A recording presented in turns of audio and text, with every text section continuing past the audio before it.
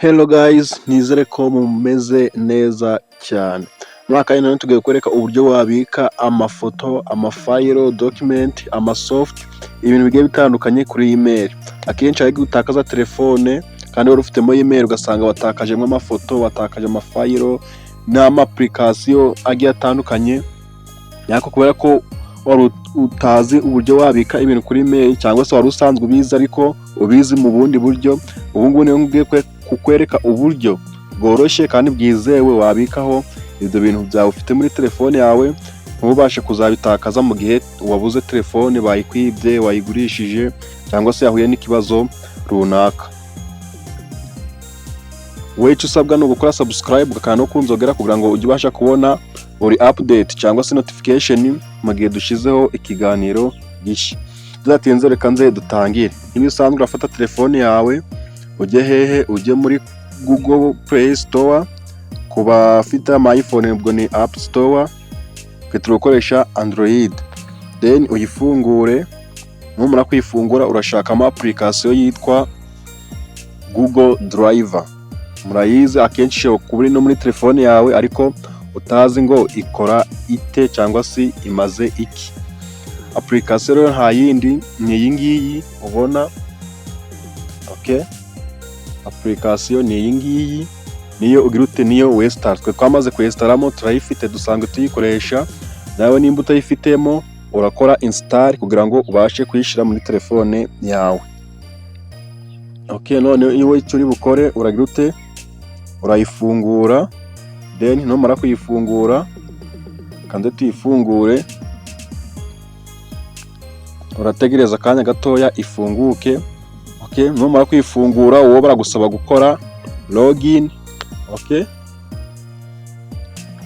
kuko twamaze gukora login niyo mpamvu dufitemo ariya mafayilo. Wowe uragira ute, urakora login kuri ya email ushaka kujya gute ubikaho ayo mafayilo yawe, amafoto yawe ndetse n'ibindi bigiye bitandukanye. Then ugira ute, urabona ko ni ifite giga 15. Giga rero ntabwo ugomba kuzipfisha ubusa, ahubwo ugomba kuzikoresha icyo zagenewe. Mwibutse ko ufite no gusiba nyine mu gihe washizeho fayilo udashaka cyangwa se hari ibintu byagiyeho utazi, hari n'uburyo bwo kubisiba, ntabwo tuzagenda tububereka. Okay, urabona hari nk'iyi ni ifoto twashizeho, urabona ko ihari. Igihe icyo ari cyo cyose dushaka twagira ute, twayibona. Urukona hari n'amasoft twagize ute, twagiye dushyiraho. Washiraho ibintu byinshi bigiye bitandukanye.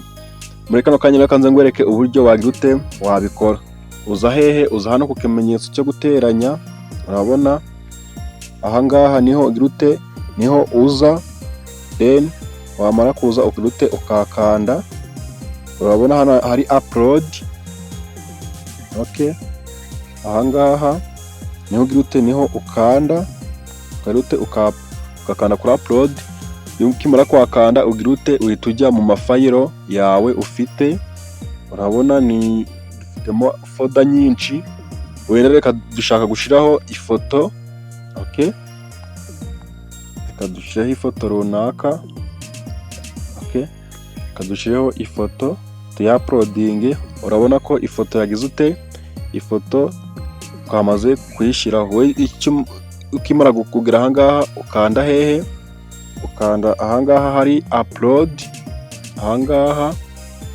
Then ya foto kugira ute ukayaploadinga. Urabona tugiye kwa uploadinga kuri iyi email. Urabona dufitemo ama email menshi agiye atandukanye. Ukanda hano bitewe na email ushaka kwa uploadingaho. Aha ngaha ukagira ute ukakanda ugahitamo email. Urabona dufitemo ama email menshi agiye atandukanye. Then ukagira ute ugakanda hano upload.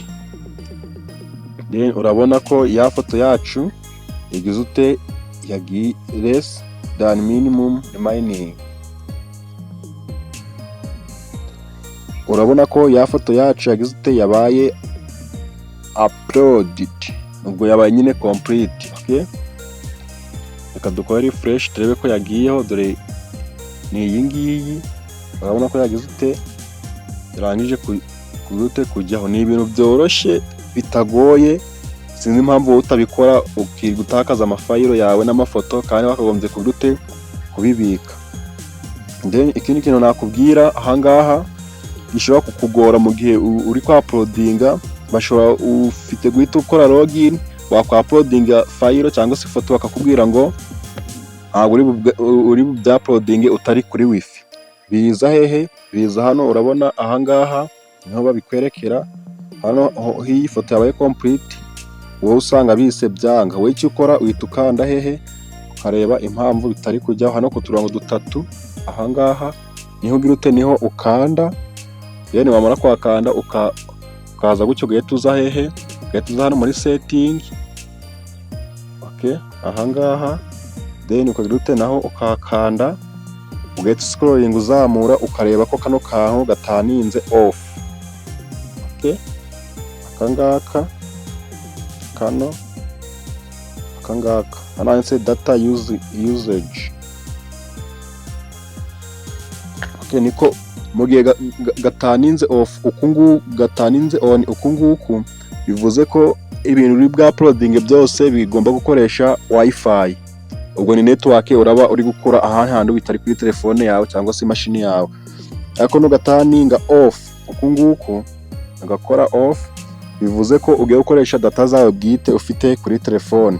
Ni nabyo byiza kugira ngo ujye ubasha kwa uploading cyangwa se kubika ibintu byawe igihe ubishakiye na data zawe uzifite.